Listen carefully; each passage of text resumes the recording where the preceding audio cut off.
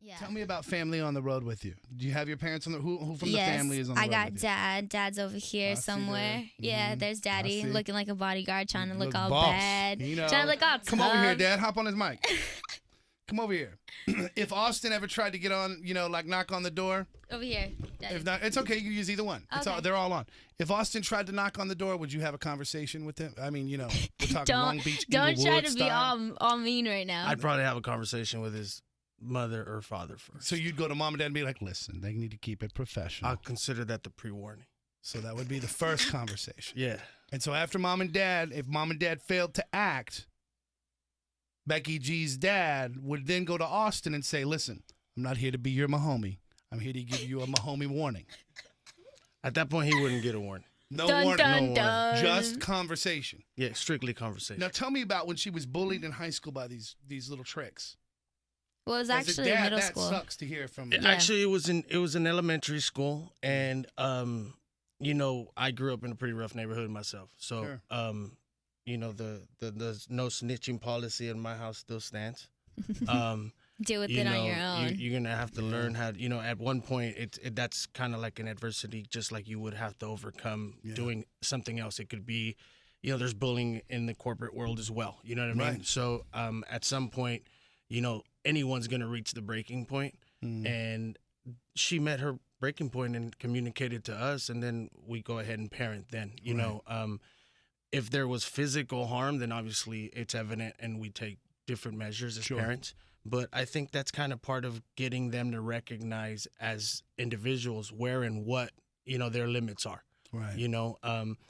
As far as letting anyone put their hand on them, we tell our kids that you don't instigate, but no, if I don't put a hand on you and I'm your father Right. and or your mother, then no one else should Right. either, so that's where we stand on that. Talking to Becky G's dad now. It's about to get real. Most proud moment you've had with this one that you've seen. Secret moment that no one else has seen where you've said, this is my daughter and my mom and I did all right. Where my wife and I. It comes out of this, actually. It's more of, I saw her sing a couple of songs to my dad on his birthday.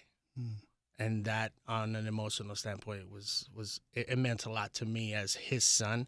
And my dad is a very old school cowboy, and to see dad's soft side, which is rarely seen by us, that was very touching. Wow. So I was extremely proud as a father and as a son as well. All right, now embarrass her. What's the most embarrassing thing you've seen that you've held back that you haven't told anybody? You know what it is, don't you? Becky's going, oh. I do know what it is. She just Oh, she Lord. just she just burps like a dude. Oh, Go ahead, let it out. that. There's that. No, and I belt. It's. I learned that there's a new word. It's like not a new word. It's not a new word, but there's like a different form of burping that's belching, which Yes, is belching. like bigger. Like Oh, that, along hey, those I lines? can't just like do it on the spot. But see, You gotta after swallow I some air eat, first. I just like No, like we would be, more than my mom and dad put together. Like I shake the house. It's honestly looks like there's a monster you think there's inside an of adult, me. and, like we're driving, and you're like, whoa. Like But we're in the see, SUV, and it's I'm like, gonna do my mom a favor. Uh-huh. And I talk about it. I'm a very open person. I was raised to be an open book. So people are like, oh, what's embarrassing or what do we not know about you? Yeah, okay, I burp really loud. I belch. But I don't do it because it's not ladylike to just be like, hey, yo, let me get your number.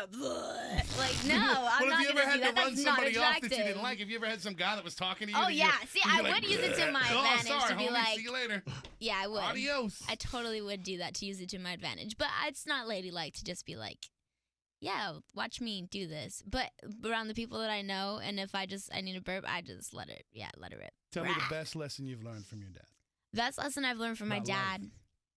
and my mom. The best advice I've ever got from them is you're No gonna snitching? go no. Just kidding. You're gonna go through a lot of no's to get to that one yes, and even after that one yes, there's still gonna be a lot of hard work after that. Yeah. And I feel like I've been working on this since I was 9-10 years old, like really going at it with my parents by my side. And I've definitely gone through a lot of closed doors in the face. And then a lot of fake doors where you walk into the room and then there's nothing in there and there's no way out and you got to figure it out. And so those were all my no's. And when I finally got my little golden ticket, my yes, which was meeting Luke and him really getting me creatively, there's still a lot of hard work after me getting signed. And I think a lot of people assume that oh, you know, she's a new artist. The label's going to put just a bunch of money behind it. It's going to go.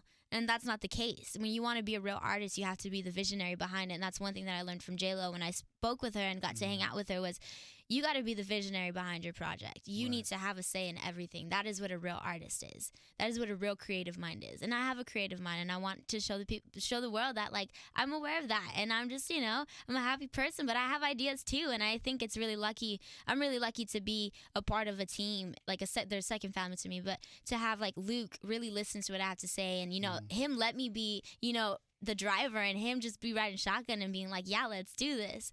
So there's still a lot of hard work being a new artist, and it's not something that happens overnight. So this is the hard work. This is still leading up to the big hurrah, if there ever really is one.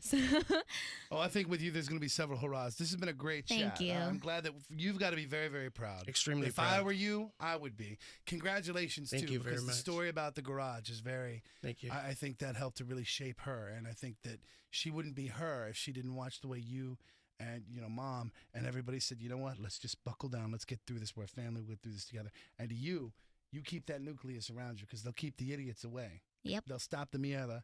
And the truth is I really believe your music is going to set the foundation for you if you stay focused. You're going to do amazing, amazing things. J-Lo can't carry that torch alone. 20 years from now, we're going to be having you come in here, and it's going to be all like diva'd out. Just like it was with J-Lo when she sat right there.